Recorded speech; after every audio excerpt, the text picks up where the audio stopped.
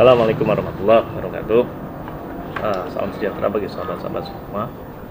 Pada malam hari ini, seperti biasa, tim Dejavu akan mengetengahkan sebuah cerita misteri yang tidak bisa diungkap, irasional,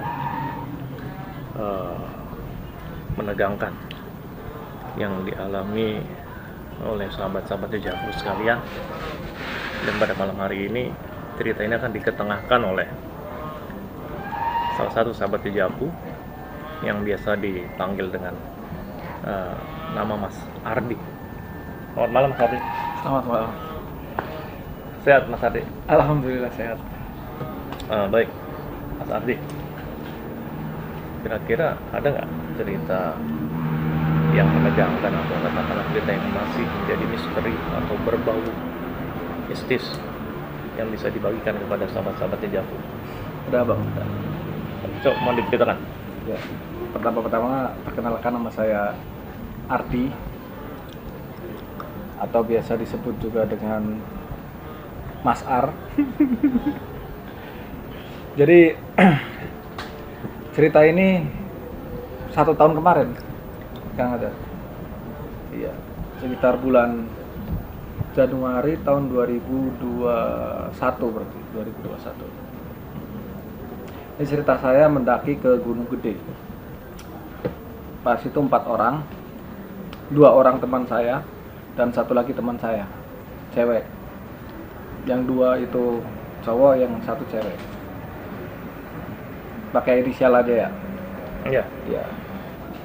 Ada 1 namanya Andri, yang kedua Budi, yang ketiga namanya Desi, dan saya.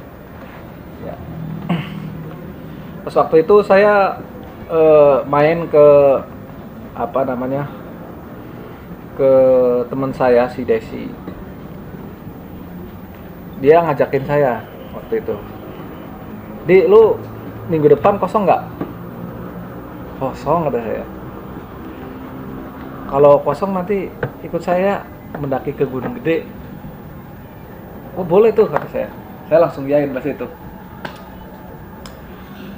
Memang sebelum saya berangkat itu memang banyak terjadi hal-hal yang artinya aneh. Bukan aneh, maksudnya ada sesuatu yang menghalangi gitu lah. Jadi semacam peringatan barangkali. Iya, semacam ada peringatan. Yang pertama, saya kan berangkat dari Tangerang. Saya kan dari Tangerang ya. Si Andri dan si Budi itu dari Brebes dia. Dari Brebes dia naik motor, dan si Desi ini dari Jagakarsa. Dari Jakarta, saya dari Tangerang. Nah, pas waktu itu hari Sabtu kalau nggak salah ya, malam Minggu kalau nggak salah. Kita berkumpul di base camp Cibodas. Kumpul di base camp Cibodas. Jadi naik ke Gunung Gede ini jalur Cibodas. Naiknya jalur Putri, tapi kita base campnya di Cibodas dulu. Kita suruh kumpul di Cibodas. Nah, karena memang saya belum pernah ke Gunung Gede ya kan, tadinya pengen pakai bus atau apa. Saya memutuskan untuk pakai motor. Saya tuh ada 2 motor seperti itu, dan keduanya itu sudah ngebul gitu apa sih bang? Artinya Tidak bisa dipakai. iya, bisa dipakai, cuma memang tidak layak gitu ya. Akhirnya saya memberanikan diri. Waktu itu saya pas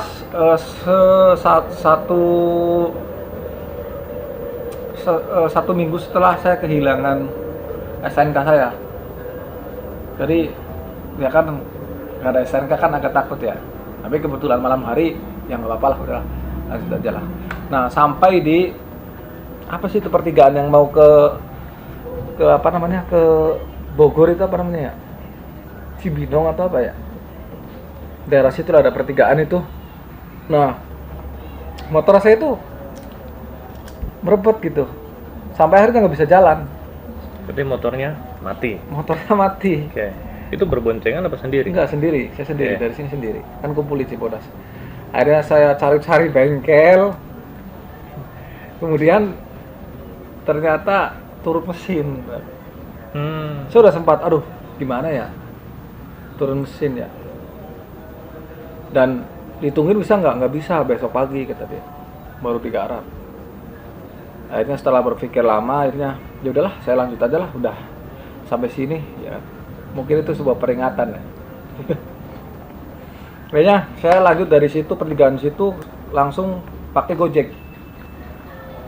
Pas itu biayanya 100.000, masih jauh bang, itu masih jauh. Akhirnya motor itu saya tinggal, motornya motor ini ya, ini di belakang. Nah akhirnya saya tinggal, nanti kalau saya pulang saya bayarinya, maksudnya begitu ya. Akhirnya ditinggal, kita naik Gojek ke sana, sampai sana itu sekitar jam 1 atau jam 2 bang, jam 2 malam saya sampai ke Cibodas. Ternyata baru saya yang sampai, dan saya suruh nunggu di di warung gitu ya.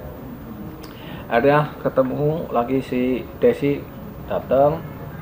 Nah siapa namanya, si Budi sama si Andri itu belum datang. Yang dari Tegal itu? Iya, itu saya tungguin sampai sekitar 2 jam di situ, kok nggak datang gitu. Akhirnya nelpon dia, oh ini bannya bocor. Jadi korban 2 motor mau berangkat ke Gunung Gede ini.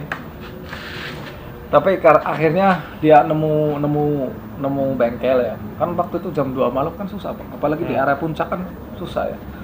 Akhirnya ketemulah kita bersama di base camp, namanya base camp 92 atau apa saya lupa lah. Nah ya kita gimana, mau berangkat sekarang atau besok? Akhirnya kami memutuskan besok. Mau lihat mana, kata si Budi. Kebetulan si Budi sama si Andri ini sering naik gunung, jadi itu gunung ke-7 yang dia naikin ya. Sebenarnya saya sudah 2 kali, dan si Desi juga sama, sudah 2 kali. Dia memutuskan, si Budi memutuskan untuk lintas saja deh, berangkat dari Putri, turun dari Cibodas. Dan itu kita belum tahu medan, belum ada yang pernah ke Gunung Gede. Akhirnya besoknya kita sewa angkot terus ke Putri, lewat Putri. Kita naik sekitar jam 11 atau jam berapa ya? Jam 11-an lah. Jadi di Putri itu rame bang, banyak orang dagang, setiap pos itu banyak orang dagang. Akhirnya kita naik dan gak ada masalah, kita naik. Kita sampai sebelum pos Surya Kencana itu maghrib bang.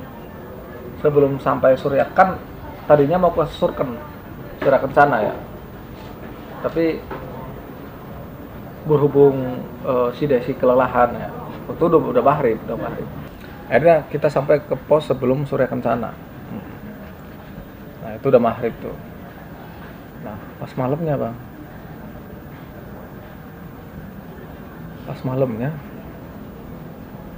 saya tuh nggak bisa tidur karena ada bau gas. Saya tuh kalau sensitif bang, masalah bau tuh sensitif. Oke, siap. Jadinya nggak bisa tidur. Dan pas sekitar jam 3 ya kalau nggak salah, itu ada yang nyenggol pada saya. Jadi saya tidur tuh di pinggir bang. Satu tenda berempat, satu tenda, saya tidur di pinggir. Dan ada yang nyenggol badan saya bang, dari luar tenda. Gimana nyenggol badannya? Nah, saya tidur begini nih, dari punggung saya begini. Ada di dalam? Saya ada di dalam semua. Tapi nyenggolnya dari luar? Dan waktu itu cuma saya doang yang camping. Yang ada penjaga warung, ada warung di situ, tapi udah tutup kan malam. Akhirnya kebetulan udah pada tidur semua. Ya akhirnya saya baca sebisanya aja. barangkali hewan ya. Akhirnya besok lah, besok sampai besok ternyata tidak ada apa-apa. Nah ini saya pagi-pagi apa namanya buang air besar di pohon besar Bang. Di pohon besar nanti ada kaitannya. Nah akhirnya udah kita muncak lagi, lanjutnya besoknya muncak lagi sampai di Surya Kencana. Kita makan di Surya Kencana kan ya, kan ada air di situ. Kemudian langsung ke atas. Biasalah Bang, foto-foto ya, foto-foto. Sampai jam 12. Nah, terus ada pendaki, ada pendaki, "Bang, mau kemana Bang?" "Bang, pulang jam berapa?" katanya. "Enggak, kita enggak pulang lewat sini lagi. Saya lewatnya lewatnya Cibodas." Kata orang itu, "Berarti sampai mau nginep lagi?" "Enggak, mau lanjut." Nah, karena ternyata jaraknya tuh jauh Bang kalau Cibodas.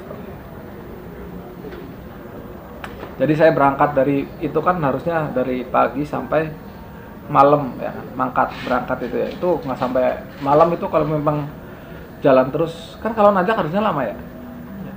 Ini pas turun Bang. Bisa beritik. Pas turun ya. Terus sekitar jam 12 kita turun. Pas waktu itu si Desi kakinya dia kesleo. Jadi saya selalu di belakang. Saya kan kalau mendaki selalu di belakang. Saya ngindangin dia terus dari belakang. Nah, sampailah saya di pertigaan antara yang mau ke Pangrango sama Gunung Gede. Di situ perasaan saya aneh, Bang. Dan semuanya terdiam. Saya merinding. Semuanya terdiam. Jadi di situ suasananya tuh aneh. Ntar kalau biasanya kan masih di atas Bang, itu nggak dingin Bang di situ. Dan posisinya itu kayak mengingatkan saya kepada apa ya? Kayak pekarangan di rumah lah, di desa lah. Nah si Andri tuh diem terus, "Ayo buruan lah, jangan di sini." Oh ya oke lah, perasaan saya nggak enak tuh di situ dong. Lu tidak ada orang lain lagi? Tidak ada pendaki yang lain? Nggak ada, saya turun ketemu satu kali doang. Nah, begitu turun, kan kita ketemu pos berapa itu ya? Terus sama sekali nggak ada orang Bang. Kan saya pikirnya kan maksudnya di Gunung Gede mah banyak orang dagang. Kan pas waktu berangkat kan ada orang dagang di Putri. Ternyata pas pulang itu sama sekali nggak ada. Lewat Cibodas itu bener-bener sepi Bang, sepi. Terus kita sampai di air panas sekitar jam berapa ya? Enggak, itu yang pas di atas tadi ada apa sebenarnya? Enggak, perasaan doang Bang. Oh, perasaan doang. Ya, tapi emang perasaannya pokoknya di situ yang biasanya kan dingin. Ini nggak dingin di situ Bang. Di percabangan antara Gunung Gede sama Gunung Pangrango. Itu ada pertigaan di situ. Dan itu seperti jalan maksudnya posisinya tuh lebar gitu. Jadi kayak bukan di gunung di situ. Ini tempat aneh. Di gunung tapi kayak nggak di gunung. Dan perasaannya nggak enak di situ. Akhirnya pas sampai ke situ, ke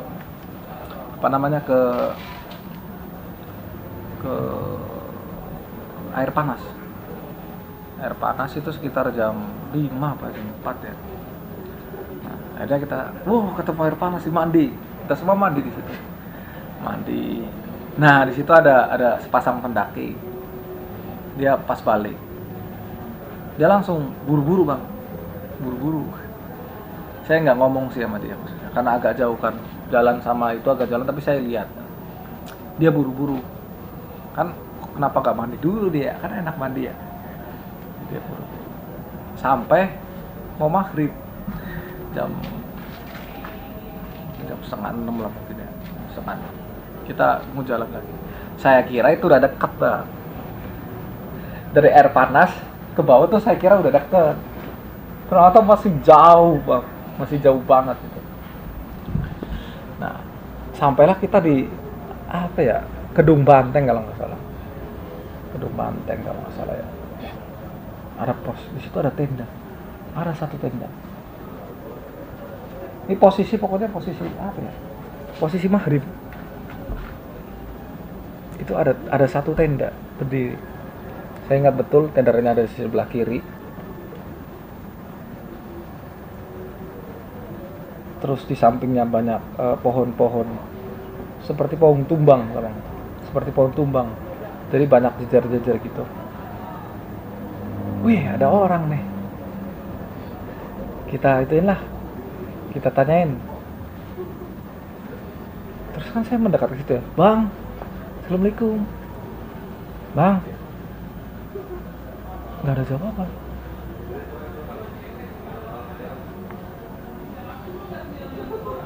Saya lagi, bang. Tapi saya nggak berani buka itunya ya. Barangkali dia lagi istirahat ya. Tapi dan biasanya kan kalau pendaki kan biasanya di depannya tuh biasanya ada ya peralatan lah, kayak pemasak gitu ya. Apalagi kan masih sore. Harusnya kan pendaki masih sore kan biasanya kan sebelum tidur ya biasanya ya. Biasanya kan bercanda di depan ya. Itu nggak ada sama sekali Bang. Tendanya bersih Bang. Warnanya putih. Dan itu seperti nggak ada orang. Pertanyaannya siapa yang bikin tenda itu? Nah, akhirnya kita turun lagi malam nih Bang. Malam nih. Nah, pas waktu itu di belakang saya si Budi. Karena memang si Budi itu kan sering mendaki ya. Dia posisi di belakang. Berarti kita jalan kaki. Nah, pas waktu dia di belakang, si Budi di belakang, itu rasanya enak banget. Pokoknya rasanya kayak kita ada yang ngikutin gitu lah. Jadi sepanjang jalan dari maghrib ya, sampai si Dede di belakang itu mungkin sekitar sampai jam 9-an mungkin. 9 atau jam 8. Itu saya kan trek tuh malam-malam. Itu kayak ada yang ngikutin. Jadi berat banget belakang Bang. Sampai suatu ketika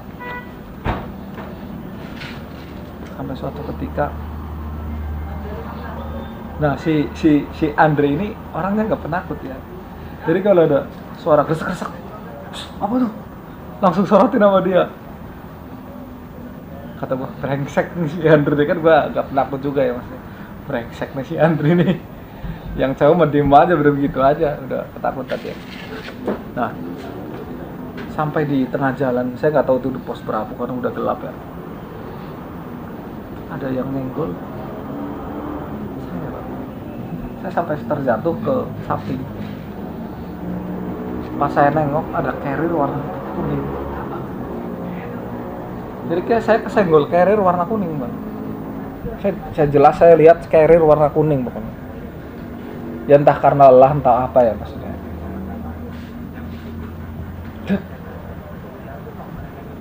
Saya begini, terus ke samping ada kayak orang lewat gitu.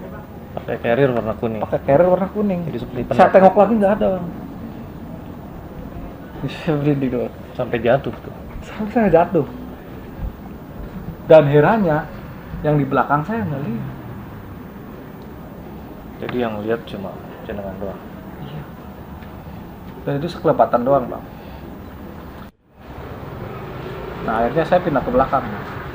Si Dede di posisinya berarti si Andre di depan, terus si Yuli, Desi, terus saya, terus Budi. Nah pas waktu kejadian itu saya putar ke belakang. Saya mungkin biasanya kalau di belakang kelelahan Bang, itu biasanya ada yang ngikutin lah masih begitu lah karena kelelahan. Kenapa justru putar ke belakang? Saya merasa bahwa si Dede itu udah gak kuat karena dia nyundul saya terus dari belakang. Jadi saya memutuskan sudahlah saya di belakang lah, situ depan. Nah ketika saya di belakang, alhamdulillah kayak nggak ada apa-apa gitu kan. Ya mungkin saya masih fit mungkin waktu itu ya, dan mungkin udah kelelahan. Atau mungkin si Dede mungkin merasa ikuti atau saya tidak tahu. Nah di pertengahan jalan lagi Pak, itu ada suara cewek Pak. Suara cewek. Seperti apa suaranya? Seperti orang nyanyi. Orang nyanyi. Seperti orang hajatan gitu, hajatan. Kan ada tuh lagu-lagu hajatan deh ya. Kayak gitu. Nah saya pikir, wah, bentar lagi berarti ini nih. Bentar lagi berarti nyampe bawah nih. Udah kedengeran sih Bang. Berarti bukan suara cewek dong, suara alat musik. Soal cewek nyanyi. Ada alat musiknya gitu, iya kayak nyanyi. Iya, Iya, dan kayak alat musik. Iya kayak musik Seperti Jawa musik, begitu. ya. Musik Jawa, musik Sunda kali ya, iya yang pakai begituan kan. Oke. Kayak musik tarling gitu lah. Cewek. Tuh denger semua tuh. Shh, suara apa dong? Wah, orang hajatan. Berarti deket lagi. Ternyata Bang itu masih jauh Bang. Itu saya tuh sekitar kan jam 9 ya. Itu saya nyampe tuh jam 11. Nah, suara itu berasal dari mana? Dari samping kiri. Samping kiri, samping kanan Bang. Pokoknya dari arah sono Bang. Ternyata masih jauh. Dan itu mengiringi suara itu sekitar ada beberapa menit tuh. Nggak lama 10 menit. Kemudian menghilang. Nah, pas waktu ada di pengkolan nih Bang, di pengkolan. Jadi ada pengkolan terus ada tuh. Pokoknya ada jalan nih, ada gundukan tanah di sebelah sini. Lagi-lagi saya lihat di sebelah kanan. Rata-rata tuh bergabung dari sebelah kanan, nggak tahu Bang. Di sebelah kiri entah kenapa pokoknya dari sebelah kanan. Apa itu? Jongkok. Ada orang lagi jongkok. Siapa aja yang melihat orang lagi jongkok? Saya. Sendiri. Entah itu karena halusinasi saya atau apa ya. Ada orang bawa carrier jongkok. Orang bawa carrier jongkok. Ke arah. Jadi saya di sini, dia madep sono. Pakaiannya putih. Dia bawa carrier. Bawa carrier. Lalu selanjutnya? Saya diam aja kan, kalau saya nggak tahu kan diem memang. Kalau si Andri kan besok bro, saya diem. Dan biasanya si Andri kalau ada suara tuh, apa. Kalau saya nggak. Oke, baik. Setelah diam itu melewati orang jongkok bawa carrier, terus apa yang terjadi? Saya nggak apa-apa, saya diem aja. Berarti diam aja, berarti Saya lewat. diam, saya Oke, lewat. terus selanjutnya? Sampai selanjutnya sampai kita di telaga. Jadi kayak telaga, kayak jembatan lah Pak. Jembatan. Kalau jembatan karena saking udah lelahnya ya. Kita berhenti di situ. Apa mau camping? Oh, bro. Mau camping nggak nih? Kita sepakat untuk tidak camping. Kita lanjutkan. Udahlah, sudah. Aduh, bener lah pokoknya lah. Akhirnya kita turun, Pak. Kita turun sampai jam 11-an kalau nggak salah. Ya udah begitu aja. Nah ini Bang nih, sampai rumah saya tuh seminggu tuh mencret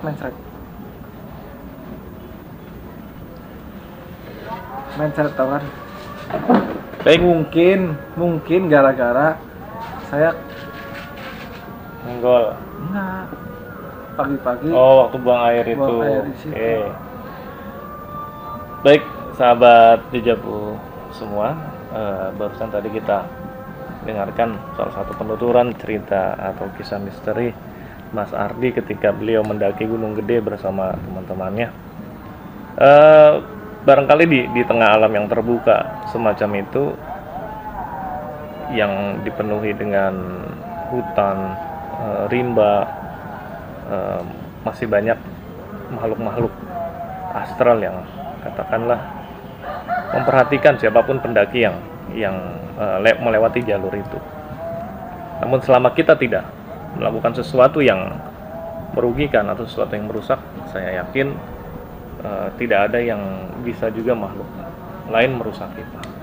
Baik sahabat-sahabat semua, terima kasih banyak telah menyimak kisah pada kesempatan malam hari ini. Kita akan berjumpa kembali di kisah horor yang lain yang berbeda bersama dengan tim Jejakku. Assalamualaikum warahmatullahi wabarakatuh.